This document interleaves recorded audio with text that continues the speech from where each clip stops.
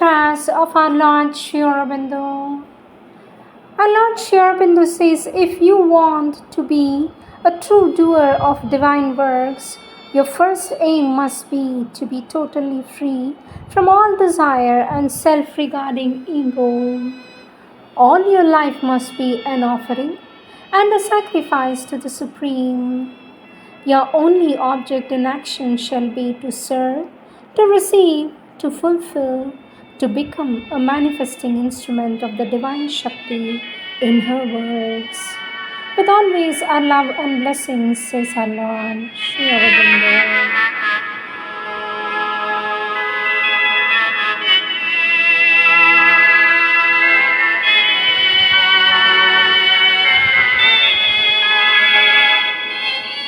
Sri Aurobindo's Savitri. Book 2, the Book of the Traveller of the World, Canto 1, The World's Stare, page 108.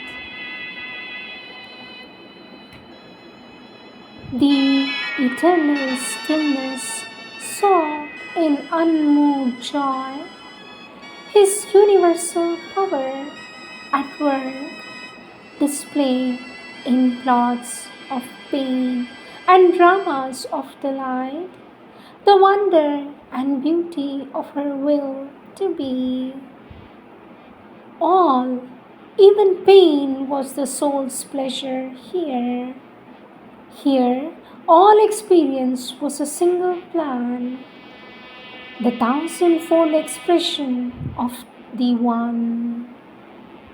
All came at once into his single view. Nothing escaped his vast intuitive sight. Nothing drew near. He could not feel as kin. He was one spirit with that immensity. Images in a supernal consciousness, embodying the unborn who never dies, the structured visions of the cosmic self, alive with the touch of being's eternity, looked at him like form-bound spiritual thoughts, figuring the moments of the ineffable.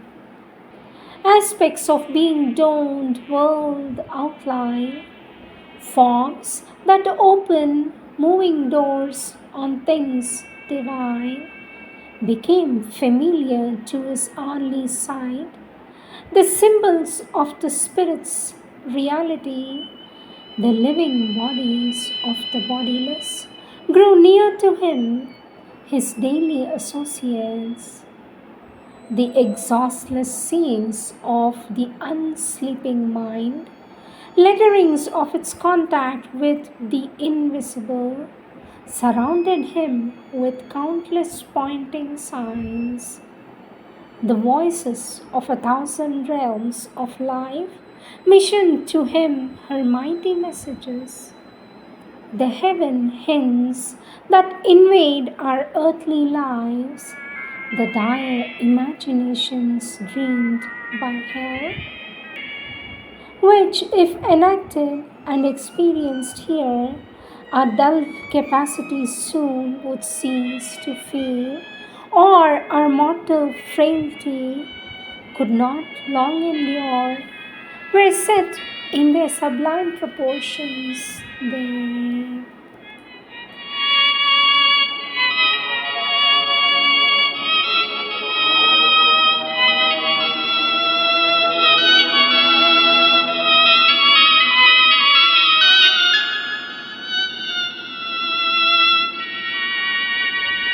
Prayers and meditations, the mantras of our Divine Mother, dated November 2nd, 1912. Although my whole being is in theory consecrated to Thee, O sublime Master, who art the life, the light, and the love in all things, I still find it hard to carry out this consecration in detail. It has taken me several weeks to learn that the reason for this written meditation, its justification, lies in the very fact of addressing it daily to Thee. In this way, I shall put into material shape each day a little of the conversation I have so often with Thee. I shall make my confession to Thee as well as it may be, not because I think I can tell Thee anything, for Thou art Thyself everything, but our artificial and exterior way of seeing and understanding is, if it may be so said, foreign to Thee, opposed to Thy nature. Still, by turning towards Thee, by immersing myself in Thy light at the moment, when I consider these things, little by little, I shall see them more like what they really are, until the day when, having made myself one in identity with Thee, I shall no more have anything to say to Thee, for then I shall be Thou. This is the goal that I would reach. Towards this victory, all my efforts will tend more and more. I aspire for the day when I can no longer say I, for I shall be Thou. How many times a day still I act without my action be consecrated to Thee. I at once become aware of it by an indefinable uneasiness which is translated in the sensibility of my body by a pang in my heart. I then make my action objective to myself, and it seems to me ridiculous, childish, or blameworthy. I deplore it for a moment. I am sad until I dive into Thee, and there, losing with a child's confidence, await from Thee the inspiration, await from Thee the inspiration and strength needed to set right the error in me and around me, two things that are one, for I have now a constant and precise perception of the universal unity, determining an absolute interdependence of all actions.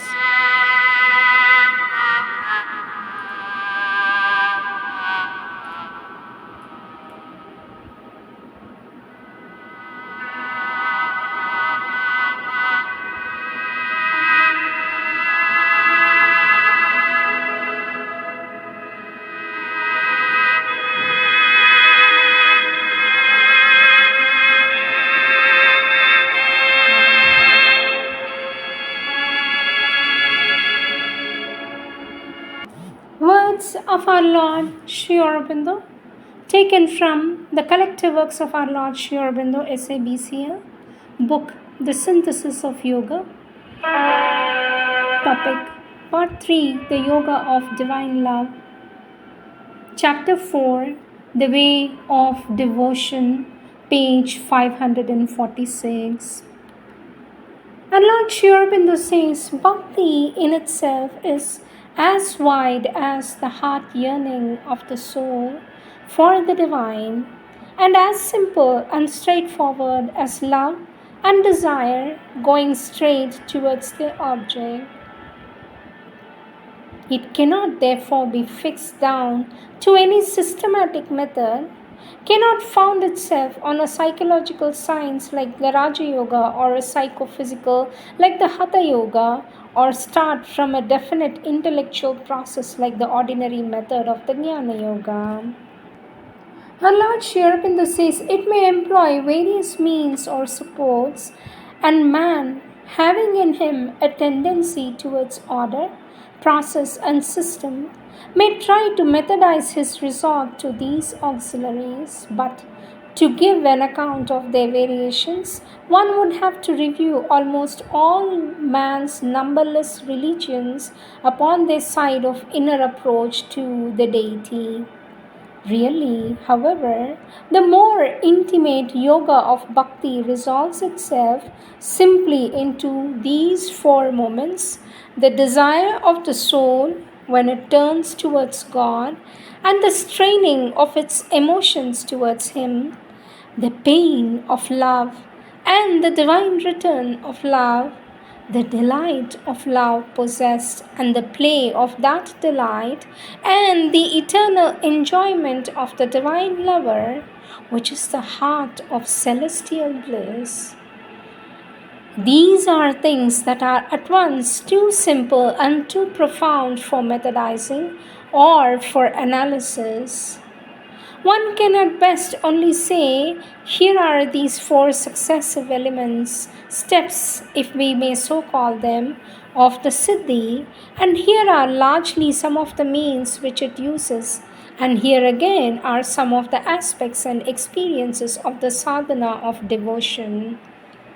We need only trace broadly the general line they follow before we return to consider how the way of devotion enters into synthetic and integral yoga, what place it takes there, and how its principle affects the other principles of divine living. And Lord Aurobindo says, all yoga is a turning of the human mind and the human soul, not yet divine in realization, but feeling the divine impulse and attraction in it, towards that by which it finds its greater being. Emotionally, the first form which this turning takes must be that of adoration.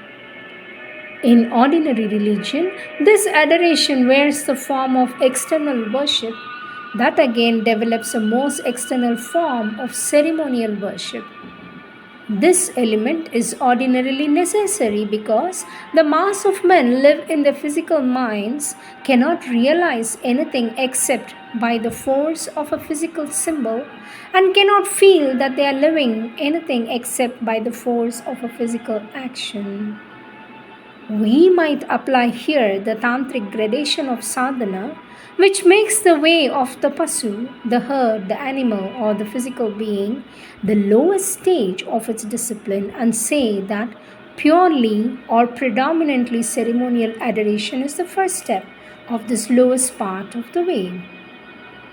And Lord Aurobindo says it is evident that even real religion and yoga is something more than religion, only begins when this quiet outward worship corresponds to something really felt within the mind, some genuine submission, awe, or spiritual aspiration to which it becomes an aid, an outward expression, also a sort of periodical or constant reminder helping to draw back the mind to it from the preoccupations of ordinary life.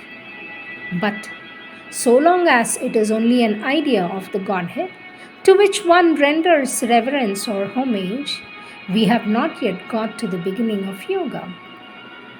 Our Lord Aurobindo says the aim of yoga means union.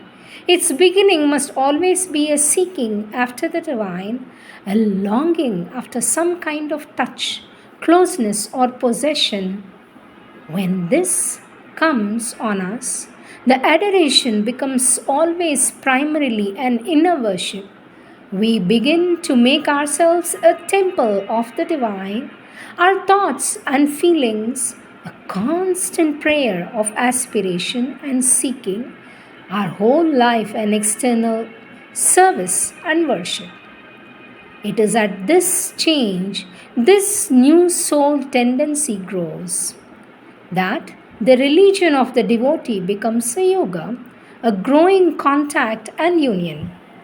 It does not follow that the outward worship will necessarily be dispensed with, but it will increasingly become only a physical expression or outflowing of the inner devotion and adoration, the wave of the soul throwing itself out in speech and symbolic act.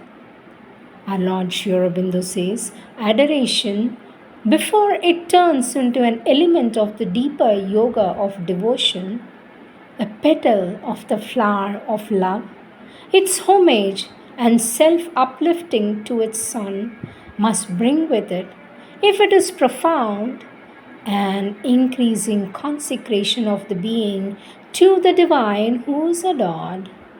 And one element of this consecration must be a self purifying so as to become fit for the divine contact and for the entrance of the divine into the temple of our inner being, for his self revelation in the shrine of the heart. This purifying may be ethical in its character, but it will not be merely the moralist seeking for the right and blameless action, or even when once we reach the stage of yoga and obedience to the law of God as revealed in formal religion, but it will be a throwing away of all that conflicts, whether the idea of the divine in himself or of the divine in ourselves. In the former case, it becomes a habit of feeling an outer act and imitation of the divine. In the later, a growing into likeness in our nature. What inner adoration is to ceremonial worship, this growing into the divine likeness is the outward ethical life. It culminates in a sort of liberation by likeness to the divine, a liberation from our lower nature and a change into divine nature. Lord Aurobindo says, consecration becomes in its fullness a devoting of all our being to the divine, therefore also of all our thoughts and our works. Here, the yoga takes into itself the essential elements of the yoga of works and the yoga of knowledge, but in its own manner, with its own peculiar spirit. It is a sacrifice of life and works to the divine, but a sacrifice of love more than a turning of the will to the divine will. The Bhakta offers his life and all that he is, all that he has, and all that he does to the divine. This surrender, says our Lord, may take the ascetic form as when he leaves the ordinary life of men and devotes his days solely to prayer and praise and worship and to ecstatic meditation, gives up his personal possessions and becomes the monk or the mendicant whose one only possession is the divine, gives up all actions in life except those only which help or belong to the communion with the divine and communion with other devotees, or at most keeps the doing from the secure fortress of the ascetic life, of those services to which men which seem peculiarly the outflowing of the divine nature of love, compassion, and good. But there is the wider self-consecration proper to an integral yoga, which, accepting the fullness of life in the world in its entirety as the play of the divine, offers us the whole being in its possession. Lord Aurobindo says, but there is the wider self-consecration proper to any integral yoga, which, accepting the fullness of life and the world in its entirety as the play of the divine, offers up the whole being into his possession.